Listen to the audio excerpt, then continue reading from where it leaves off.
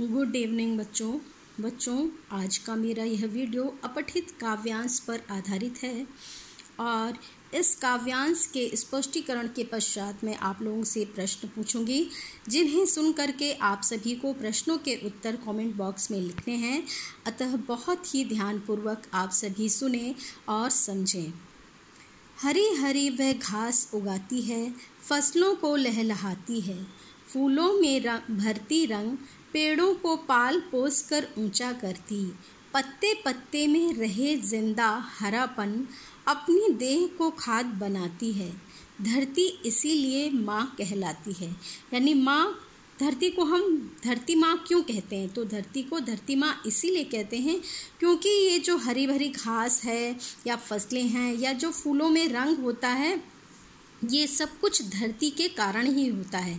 जो पौधे होते हैं वो धरती के कारण ही, धरती से ही अपना पोषण प्राप्त करते हैं और फल फूल कर हमें नज़र आते हैं। यानी वह अस्तित्व में आते हैं जो हमें आगे जीवन को हमें पोषक प्रदान करते हैं, हमें पोषण प्रदान करते हैं।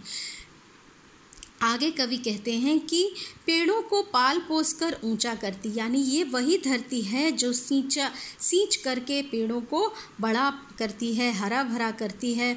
और पत्ते का जो हरापन है उसी से लगता है कि वो धरती जो है अपने जिंदापन को, अपने कह सकते हैं कि अपने सजीवता को उसमें व्याप्त कर देती है और इसीलिए उसका हरापन दिखाई देता है और अपनी देह को खाद बनाती है। यानी वो जो धरती है उसी से खाद बनता है और उस खाद से पोषण पा करके पेड़ पौधे पोषित होते हैं और फसल फूलों और हरी पत्तियों के रूप में हमें वह नज़र आते हैं। पानी से सराबोर हैं सब नदियाँ, पोखर, झरने और समंदर। यानी धरती क्यों माँ कहलाती है ये हमें इस पैराग्राफ में बताया। उसके बाद कहते हैं कि पानी से सराबोर हैं सब। क्या क्या सराबोर हैं? यानी पानी उनके अंदर पर्याप्त मात्रा में है, पानी से भरा हुआ है। नदियाँ, पोखर मीन्स तालाब, झरने, समंदर, ज्वालामुखी हजारों फिर भी सोते धरती के अंदर।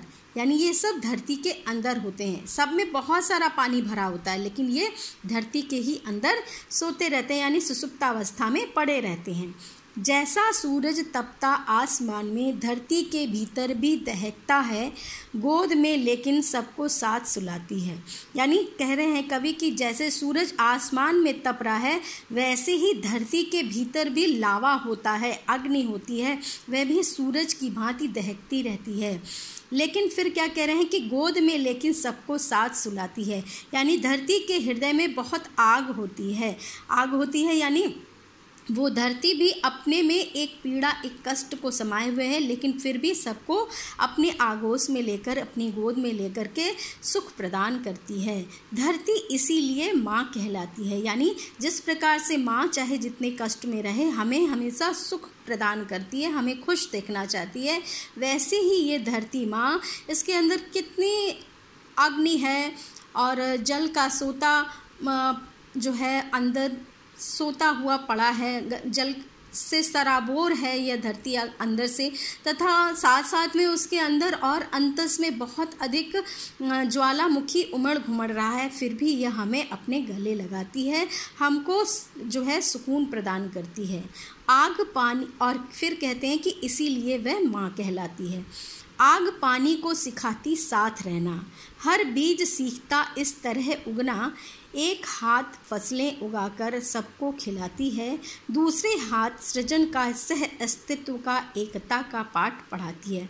कहते हैं कि एक हाथ मतलब एक तरफ तो फसल उगाती है, वो फसलें जो उगती हैं धरती पर, उससे हमें जो ये सीख मिलती है कि हर बीज ये सीखता है कि कैसे उगना है। यानी हर व्यक्ति को कैसे, प्रत्येक व्यक्ति को, यानी हर जीव को, हर बच्चे को अपने वो सिखाती है कि कैसे आगे बढ़ना है।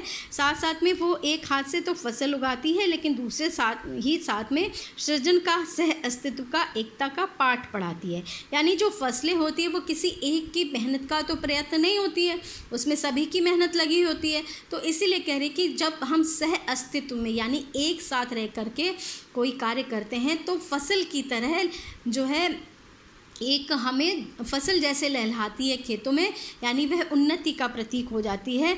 और उसी प्रकार से यदि हम एक होकर के यदि कार्य करें तो हमारा जो सृजन होगा वो देखने लायक होगा। ठीक है। दूसरे हाथ सृजन का यानी उत्पन्न करने का, इस आगे निर्माण करने का, आगे से आगे बढ़ने का हमें वो पाठ सिखाती है। धरती इसीलिए माँ कहलाती है। इसीलिए लेखक कहते हैं, कवि कहते हैं कि धरती इन्हीं सब कारणों की वजह से माँ कहलाती है। चलिए अब इसके हम प्रश्न ले लेते हैं। फर्स्ट क्वेश्चन है बच्चों, कविता में सराबोर का अर्थ है तर या गीले, ख मरे हुए, ग निकले हुए, घ डूबे हुए। इसके बाद नेक्स्ट क्वेश्चन है, धरती सबके लिए भोजन की व्यवस्था करती है। क अंदर बाहर की गर्मी से, अपनी देह की खाद से, ग खेतों को जोतने लायक बनाकर, घ फसलें उगाकर। नेक्स्ट थर्ड क्वेश्चन है, धरती माँ परस्पर विरोध भाव रखने वालों को एक साथ रहना कैसे सिखाती है। ऑप्शन क उन्हें पाल पोस कर बड़ा करती है, ख नदियाँ पोखर सागर आदि के द्वारा, ग ज्वालामुखी की गर्मी कम करके, घ विरोधियों को भी संतान के समान गोद में सुलाती है। फोर्थ क्वेश्चन है, हर पत्ता हरा भरा रहे इसके लिए धरती क्या करती है। क अपनी देह को खाद बनाती है, ख सूर्य से धूप लेती है, ग फूलों में रंग भरती है, घ बादलों से सिंचाई करवाती है। नेक्स्ट फिफ्थ क्वेश्चन है, गोद में लेकिन सबको साथ सुलाती है पंक्ति में अलंकार है।